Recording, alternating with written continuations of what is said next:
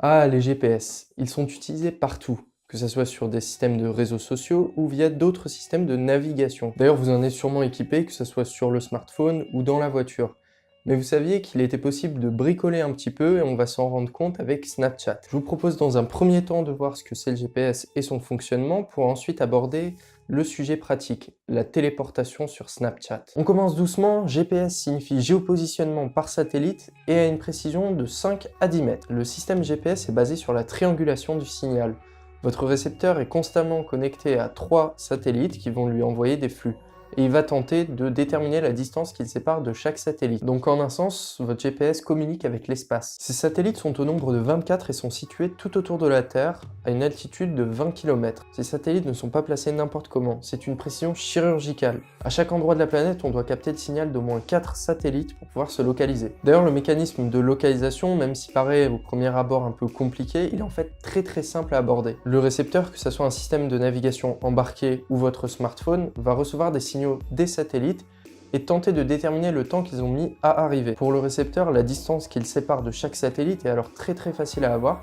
Il suffit de multiplier la vitesse des ondes par le temps qu'elles ont mis à arriver. Au bas âge, vu que les ondes sont électromagnétiques, elles ont une vitesse qui est égale à celle de la lumière, soit 300 000 km par seconde. Ouais, c'est très rapide. Mais vu que la distance est aussi élevée, une erreur d'un millième de seconde sur le temps de parcours des ondes entraînera une erreur de distance de 300 km. En gros, au lieu d'être localisé à Paris, vous serez localisé à Bruxelles par exemple. Du coup, c'est déjà assez embêtant pour un utilisateur lambda, mais imaginez alors le danger que ça représente pour les avions de vol personnels qui utilisent le même système. Mais du coup, pour pallier à ce problème, il y a deux choses qui sont mises en œuvre. Premièrement, on a une centrale sur Terre qui gère le retard des différents satellites et qui va leur envoyer pour ensuite transmettre l'information à travers les ondes. Et du coup, le récepteur prendra en compte le retard. La deuxième est qu'au lieu de capter 3 satellites, on en capte 4. Alors je m'explique, on a 3 satellites qui permettent de déterminer la position et un quatrième qui va vérifier la synchronisation avec les différents satellites. Le récepteur connaît alors les 3 distances qu'il sépare des 3 satellites et connaît du coup sa position, étant donné qu'il existe un unique point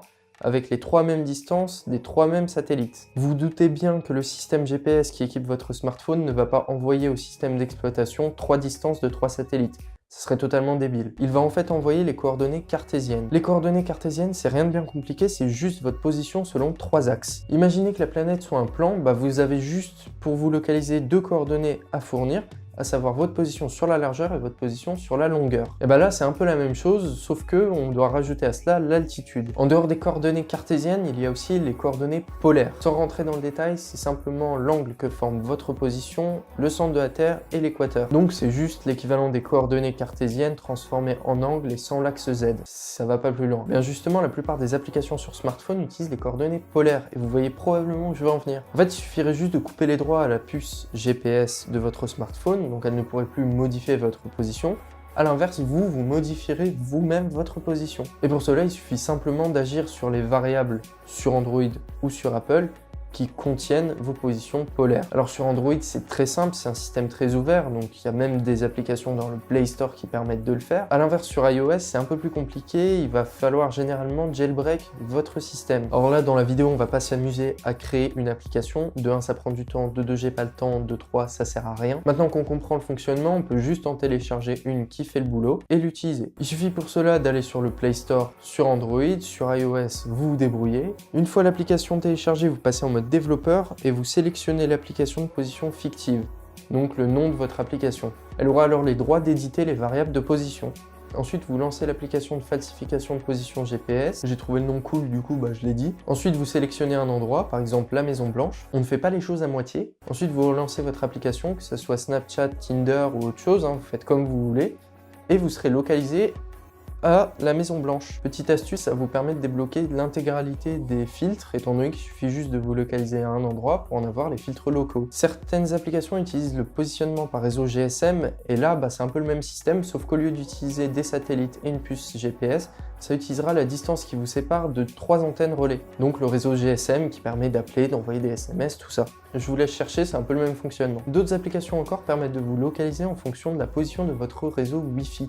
Alors là, il n'y a pas grand chose à faire, mis à part utiliser un réseau VPN qui est localisé où vous voulez. Mais on en parlera un peu plus dans une autre vidéo. Si cette vidéo vous a plu, n'hésitez pas à lâcher un like, vous abonner, la partager, tout ça. Ah oui, n'hésitez pas aussi à faire un tour dans la description, il y a des documents qui pourraient vous intéresser sur le sujet si vous voulez en savoir plus. Et n'oubliez pas non plus de vous abonner à mes différents réseaux sociaux. À plus!